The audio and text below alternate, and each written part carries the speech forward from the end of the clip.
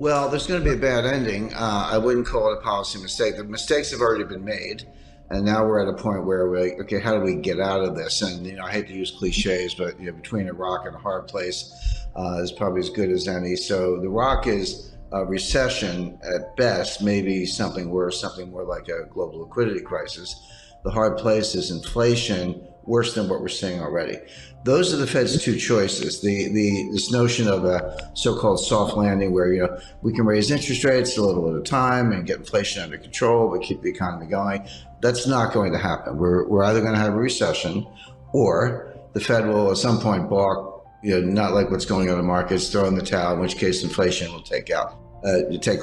Now it's clear that Powell said we're going to get rid of inflation. We're going to subdue inflation. We're not going to stop until that happens. By the way, if you look at what Powell actually said, you got to be a little bit of a geek and watch the whole press conference and take notes and get a transcript and all that. Not the FOMC statement. That's a little bit. I know the guy who writes says it's a little cut and dried, but what Powell actually said, it was interesting. At one point, he said the U.S. economy is in great shape. Worse to that effect. But that was pretty much exactly what he said, which is nonsense. It's not in great shape.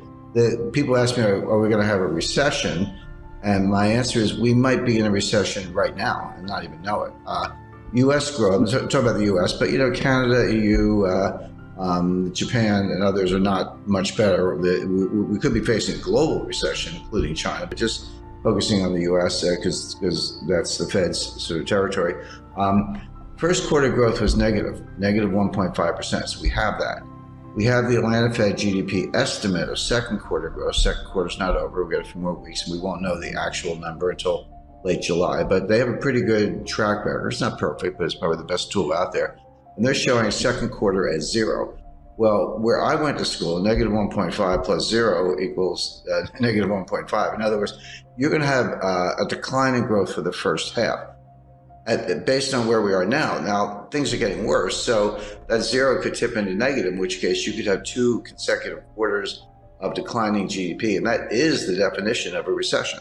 So my point being, we might be in a recession already. We'll find out later this year, but the data right now certainly points in that direction.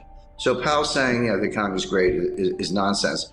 What he said, if you look at all of his other forecasts, he said, by the end of the year, we could be looking at 4.2% unemployment, 3.5 to 4% interest rates, and, kind of 2.7% inflation.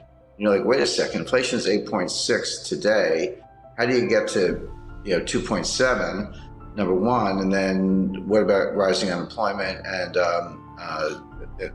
higher interest rates? How do you reconcile those things? He said all three of those things. But what state of the world could make those things come true? There's only one, which is a recession.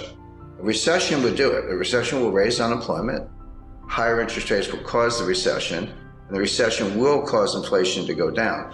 So in effect, Powell was saying we're going to have a recession. And this is why Wall Street reacted the way it did. Wednesday afternoon, it rallied, but that's just algorithms and short covering and some technical factors. Thursday, it sank like a stone. But that was people getting a good night's sleep, waking up and say, wait a second, he just told us we're going to have a recession. And my point is, not only is he right, we may be in one already. Inflation, prices go up, so we understand that, or maybe put differently, the value of your money goes down. You don't get as much for your money, same thing. But inflation, broadly speaking, has 2 causes. One is called, not to get too technical, but it's called cost push. This comes from the supply side. So there's a shortage of oil. And we've got a financial and economic war going on between Russia and the United States. The U.S. really started, but U.S., EU, Canada, Australia, Japan versus Russia. That's obviously disrupting supply chain, cutting down energy supply, causing the price of oil to go up, et cetera. So that's coming from the supply side. And you're exactly right. The Fed can't drill for oil. The Fed can't plant wheat. The Fed can't make semiconductors, so they can't do anything about this. And the supply chains are breaking down. They were breaking down before the war in Ukraine, but Ukraine has made it worse. The other source of inflation is called demand pull. And this is why individuals, you, me, and all of our viewers and, everyday Canadians and Americans worry about inflation. We say, well, I'm just thinking about buying a refrigerator. Better buy it now before the price goes up, or the car, or house, or whatever it might be. They're different, but they affect each other. When When the cost push inflation from the supply side has enough effect, there's a tipping point or critical threshold in psychology. We say, maybe it is out of control. I better go buy some stuff. Then the velocity of money goes up and then you get inflation. So the Fed can't do anything about cost push. They can't do anything about the price of oil, and you're right about that. But they're looking at the demand side, saying, hey, if this supply thing goes on long enough, eventually the psychology will change and we'll get demand pull and behavioral, and that is really hard to change. So what they're trying to do, they know they can't change the supply side, but they're trying to squash the demand side before it gets out of control. Now, the question, of course, is can they do it? The answer is they can do it, but at what cost? So a general rule of thumb, this is really simple. You have to get, forget about nominal interest rates. Nominal interest rates are the rates you see on your screen, you hear about in the headlines and all that.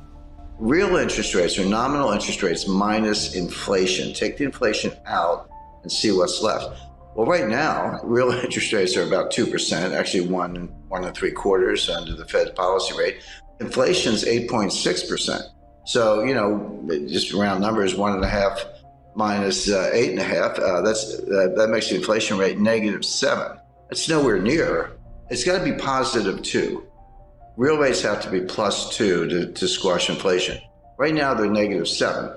So that implies that the Fed has to raise interest rates to 10.5% to get to +2 real interest rates.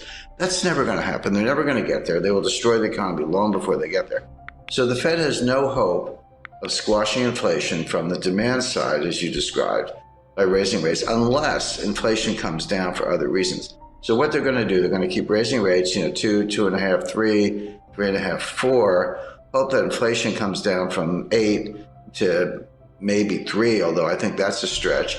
You could get into positive real rate territory, but they're really far away from it. So I think, by the way, I described what they're trying to do. I should make it clear they're going to fail.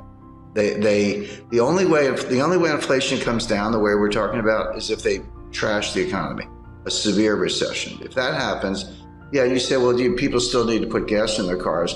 Well, you're right, but not if they're unemployed, because they're not going to work. This is not over anytime soon.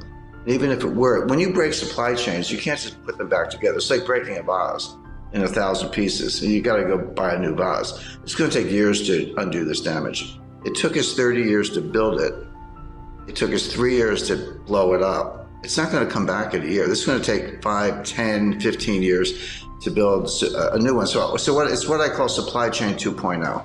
In Africa and Middle East, this will mean mass starvation. You may see the greatest humanitarian crisis in history because they literally can't get the food. Everyone's like, well, gee, you can't get Ukrainian wheat. What's the big deal? Buy it from somewhere else. There is nowhere else. Canada and the United States grow an enormous amount of wheat, but we use most of it internally, and because it's not for humans, by the way.